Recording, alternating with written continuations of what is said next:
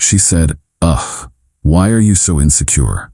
When I asked about her new male friend, I said, "You're right, I should trust more." Then I started hanging with her best friend daily.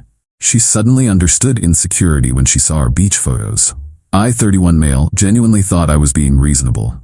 My girlfriend Natalie, 29, and I have been together for 4 years, living together for 2. Everything was solid until about 3 months ago when she started a new job at a marketing firm.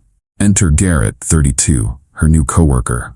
At first, it was normal stuff, grabbing coffee during breaks, working on projects together, fine, whatever. But then it became daily lunches, after-work drinks with the team that somehow always ended up being just them two. Late night texting about work stuff. 2 weeks ago I finally brought it up. We were having dinner when her phone buzzed for the 10th time. She smiled at whatever Garrett had sent me. That's a lot of texting for a Tuesday night. Barely looking up. Just work stuff. Every night though? And the lunches every day? She put her phone down with this exaggerated sigh. Ugh, why are you so insecure? Garrett's just a friend. We work together. I'm not insecure, I'm just saying it seems like a lot of time together. Rolling her eyes. This is so unattractive. I thought you were more confident than this. Do you not trust me? Me. Of course I trust you. Nelly. No, you clearly don't. God, this jealousy thing is such a turnoff. I can't have male friends now? She went on for another 10 minutes about how controlling I was being, how she needed me to be secure in our relationship, how Garrett was helping her career. By the end, I felt like an ass for even bringing it up. You're right. I should trust more. I'm sorry. She smiled, kissed me on the cheek. That's better. I need a partner who's confident, not paranoid. Cool. Message received loud and clear. The next day, her best friend Mia, 28F, called about some drama with her roommate. Natalie was at another work dinner with Garrett, so I offered to grab coffee with Mia and listen. We'd always gotten along well. She's basically like a sister to me, after 4 years. We met at this little place downtown. Mia vented about her roommate for 20 minutes, then asked about Natalie and me. I mentioned I'd been feeling a bit disconnected lately. Mia, yeah, she's been pretty busy with the new job. That Garrett guy seems intense. You've met him? At her birthday drinks last month, he spent the whole night hovering around her, made some weird comment about how lucky you were. Interesting. Natalie had said he couldn't make it to her birthday. Me, she says they're just friends. Mia gave me this look. Not saying anything, just a look. We started hanging out more after that. Nothing inappropriate, just friends supporting each other. Mia was going through the roommate stuff. I was dealing with feeling disconnected from Natalie. We'd grab coffee twice a week, sometimes lunch on weekends when Natalie was working on projects with Garrett. Last weekend, a group of us went to the beach. Natalie had canceled last minute, surprise, emergency project with Garrett. Mia and I ended up in a bunch of the group photos. Someone posted them on Instagram, tagged us both. That's when things got interesting.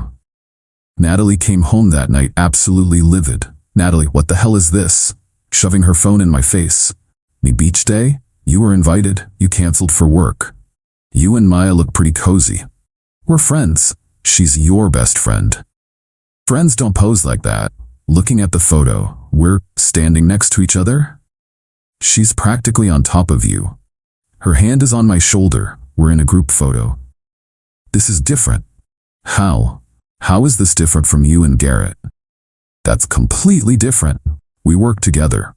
And Mia's your best friend who I've known for years. If I can't be insecure about you spending every day with Garrett, you can't be upset about me being friends with Mia. Her face went red. She stomped off to the bedroom and slammed the door. Funny how the rules change when the shoe's on the other foot. Update 1. Well, the hypocrisy has reached new heights. After the beach photo incident, Natalie's been acting like a completely different person. Suddenly, she's very interested in my whereabouts. Very concerned about my friendships, very available in the evenings. Wednesday, I met Mia for our usual coffee. I'd told Natalie that morning I was grabbing coffee with a friend after work. Didn't specify who. She didn't ask. 20 minutes into our conversation, guess who walks in? Natalie. Natalie. With Garrett. The look on her face when she saw us was priceless. She marched over to our table. Natalie, oh, what a coincidence. Hey babe, hi Garrett. Garrett just nodded, looking uncomfortable. Mia, I didn't know you'd be here. Just catching up with your boyfriend. How's the emergency project going? What project? The one you canceled beach day for. Awkward silence. Garrett suddenly found his phone very interesting. We just finished actually. Thought we'd grab coffee to celebrate. Cool. Well, don't let us keep you.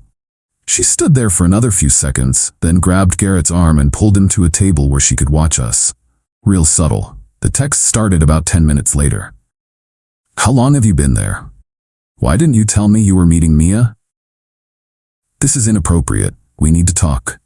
I didn't respond, just kept chatting with Mia, who was trying not to laugh at the absurdity of it all. That night, Natalie came home ready for war. We need to set some boundaries. Okay. What kind of boundaries? I don't think you should be hanging out with Mia alone anymore. Why? It's inappropriate. She's my best friend. And Garrett's your coworker, so by your logic, you shouldn't be hanging out with him alone either. That's different. We work together.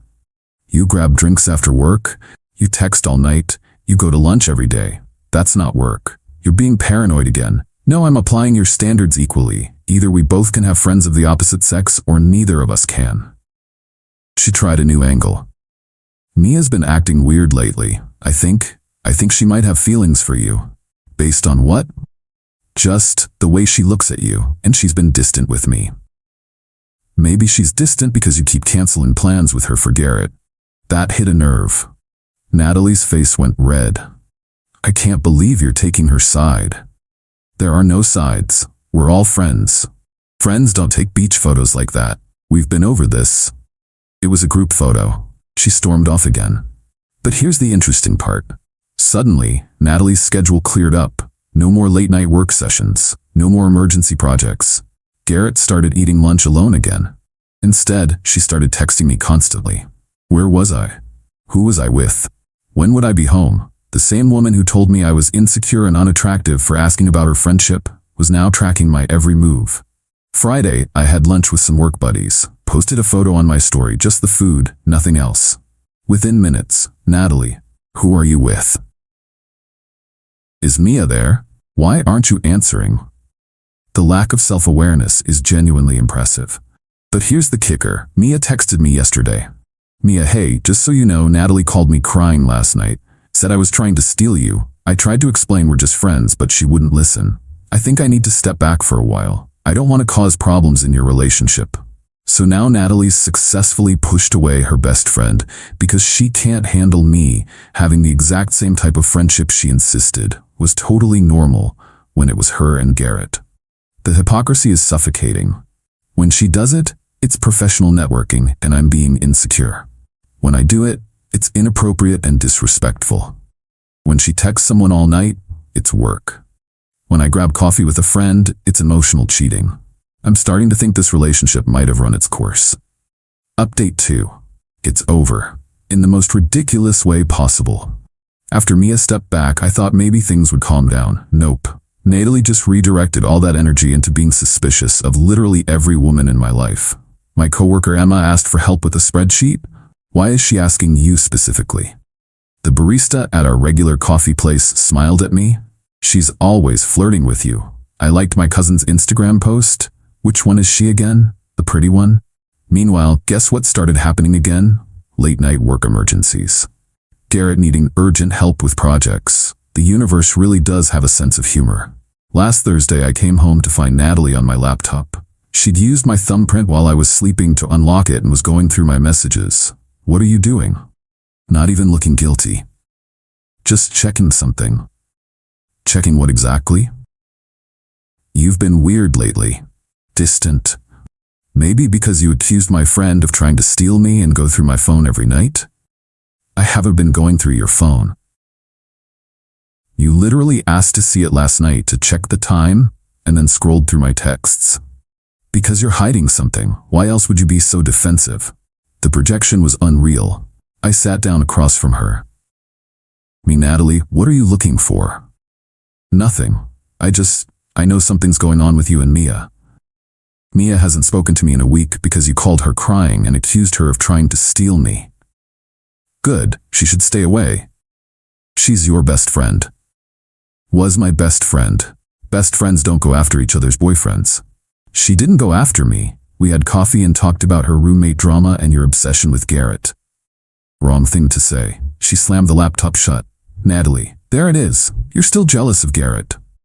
I'm not jealous. I'm pointing out your double standard. There's no double standard. Garrett and I are professionals. As if on cue, her phone buzzed. She grabbed it quickly, but I saw Garrett's name on the screen. Me, professional text at 10 p.m.? Natalie, it's about tomorrow's presentation. The one you said was canceled this morning? She froze. Busted. It got uncanceled. Right, I stood up to leave the room. I was exhausted by the whole thing, but she followed me. You know what? Maybe I should be hanging out with Garrett more. At least he doesn't judge me. Go for it. Maybe I will. Great, great. She grabbed her keys and jacket. Where are you going? Out, since you clearly don't trust me anyway. Natalie, it's 10 p.m. on a Thursday. So, Garrett's having people over. I'm gonna go where I'm appreciated. People over, or just you? She glared at me. You know what? It doesn't matter. You've already decided I'm cheating, so why not, right?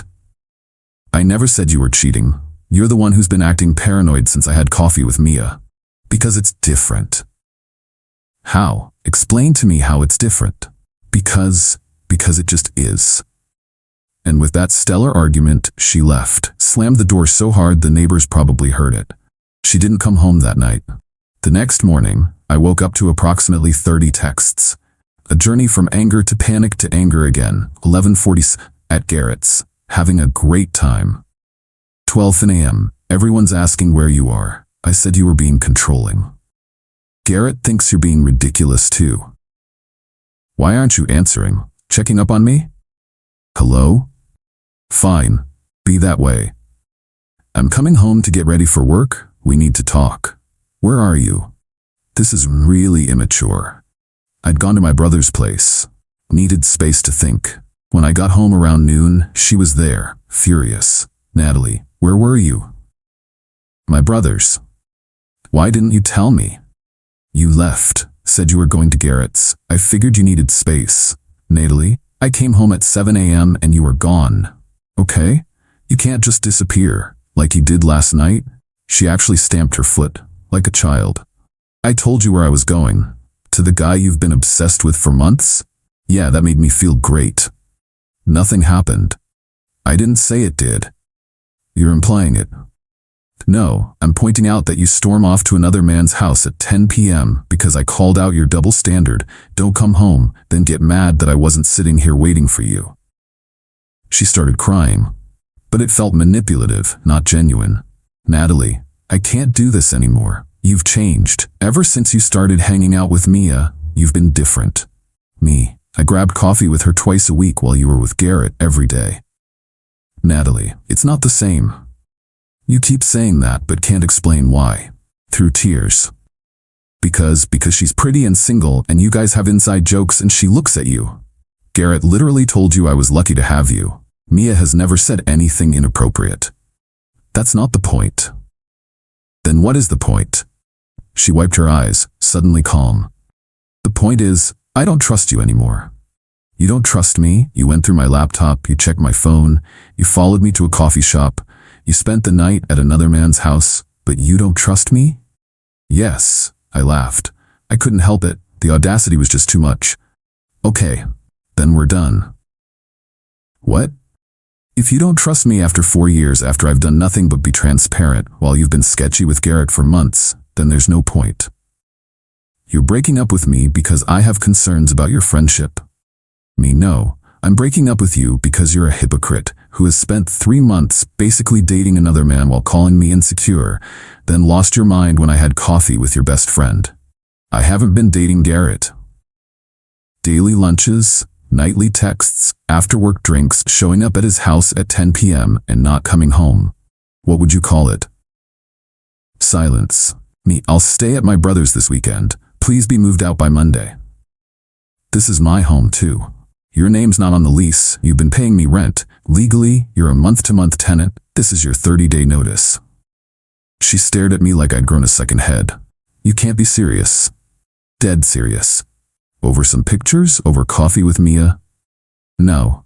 Over the lying, the double standards, the going through my stuff, the accusations, and the complete lack of self-awareness. The coffee and pictures just revealed who you really are. I grabbed a bag and started packing some clothes. She followed me around the apartment, alternating between yelling and crying. Natalie, this is insane. You're throwing away 4 years. You threw it away when you decided your friendship with Garrett was fine, but mine with Mia was cheating. I never said it was cheating. You called her crying and accused her of trying to steal me. You went through my laptop. You literally just said you don't trust me. I finished packing and headed for the door. If you leave, we're done. I won't take you back. That's the idea. As I was walking out, she played her last card. I'll just call Garrett. He actually wants to spend time with me. Go for it. I'm sure his girlfriend will love that. He doesn't have a girlfriend. He does. Started dating her last month. Mentioned it when I ran into him at the gym. Guess he didn't tell you? The look on her face was almost worth the past 3 months of drama. Almost. Final update.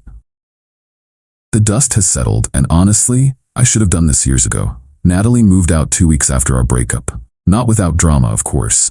She tried everything, showing up at my brother's place crying, having her mom call me, even sending Garrett to talk man to man. That was awkward. Turns out he was never interested and was desperately trying to set boundaries while she steamrolled right over them. The mutual friends picked sides, which was illuminating. The ones who heard the full story were pretty unanimous in their "what did she expect" reactions. Her version, from what I heard, painted me as a controlling boyfriend who emotionally cheated with her best friend.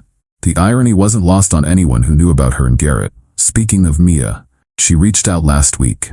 Coffee turned into a 3-hour conversation about everything that went down.